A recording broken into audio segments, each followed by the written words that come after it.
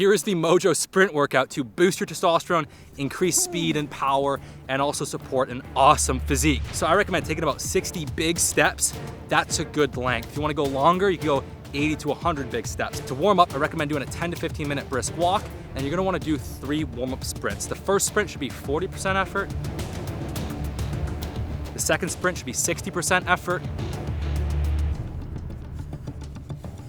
9 seconds. All right, that's good, it's perfect. And the third sprint should be 80% effort. 80% you're working, you're going hard. Accelerating is a lot on the quads, and it's very closely linked to how high you can jump. Top speed is linked more to the Nordic curl strength and hamstrings.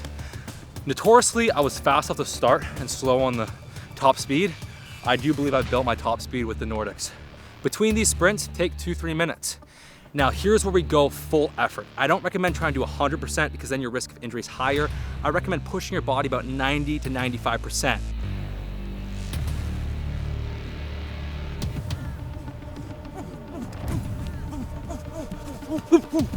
Okay, so we did the first one of 90, 95%. We're getting faster. We're gonna do another one, see if I can beat the last time. And again, you know, it's one little tip when you're doing these sprints. You don't try and go insane off the start. Stay low, have proper technique, but a lot of the injuries can happen when you just kind of shoot the start. Just start smooth and powerful, but don't try and strain on the start. And then build up to a top speed. So again, with lifting, with sprinting, you wanna push hard, but you can leave a tiny bit in the tank. Here we go.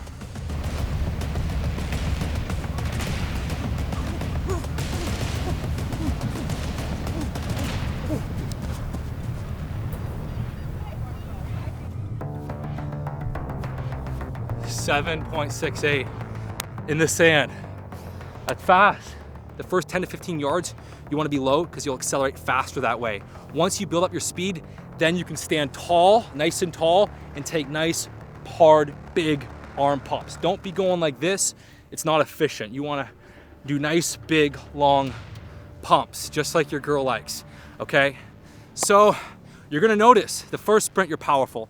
The second sprint, you're very powerful. The third one's gonna be harder. Now, if you keep doing sprint after sprint after sprint, your speed will go down, your power will go down, and you'll burn yourself out, and you won't get the maximum impulse. I find 3 to 5 hard sprints is great. Maybe one more, put the camera down, we'll race. All right, let's go. Okay.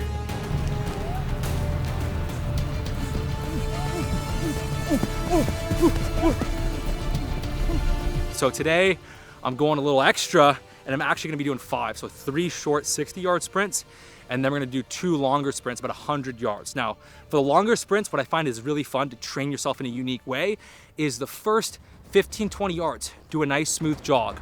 Once you hit the 20-yard line, you wanna sprint like your next meal depends on it, like you're taking down a gazelle.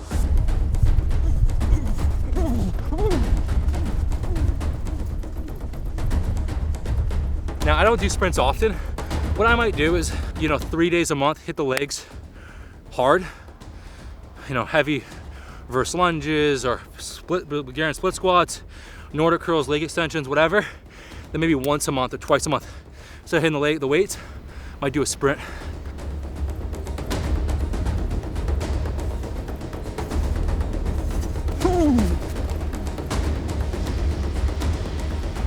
Now for best results, I recommend doing this with a friend. It's so much more fun if you're sprinting with a friend, and then you can kind of challenge each other. And again, you gotta be careful with this one because every time you lose, it can have a little negative dip on testosterone. When you win, you get a positive increase in testosterone. So make sure if you're racing with someone, make sure you win.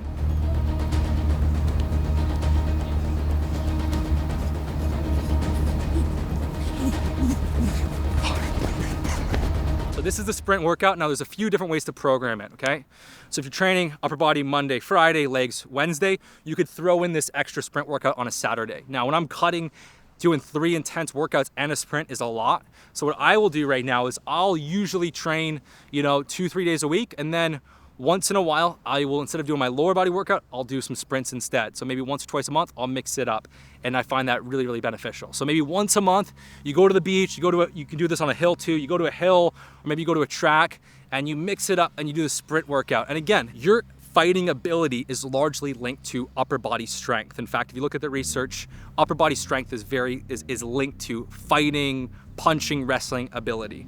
Lower body, not so much. So your ability to fight and manhandle opponent is largely linked to your upper body. Of course, legs are important, but upper body is usually a sign of physical dominance. Now, what are the legs, for, right? Because a lot of people do squats and deadlifts, but typically from an evolutionary standpoint, our legs are here to power us so we can run and sprint and jump. Yet most people, all they do for the legs is some squats, some deadlifts, some lunges, some leg extensions, and they're not pushing their body with sprinting and jumping. I'm not talking about going for a little jog or a little bike ride, but actually challenging yourself from a muscular standpoint with sprinting and jumping, because this is really what our lower body is designed for.